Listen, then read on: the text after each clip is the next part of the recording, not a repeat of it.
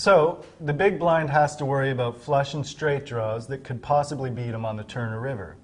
But what hands could be out there that he could realistically be losing to right now? First and foremost, King-Queen. King-Queen is certainly a playable hand, and if any player at the table is holding King-Queen, then the big blind is losing to 2 pair. He could also be losing to a player holding pocket queens, kings, or 4s, all of which would make 3 of a kind. Finally, he could be losing to a player holding pocket aces.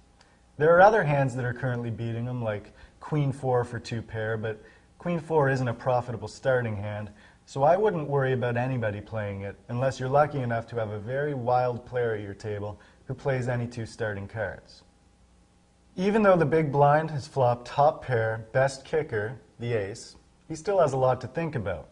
There are a number of hands that could already be beating him, so how does he find out where he's at in this hand so far relative to the other players?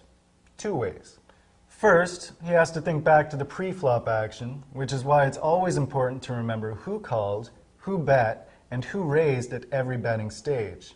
Did one player in particular show a lot of strength pre-flop?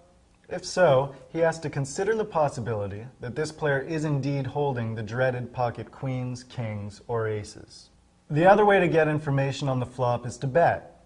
He shouldn't only be betting to get information, though. He should be betting because he believes he has the best hand.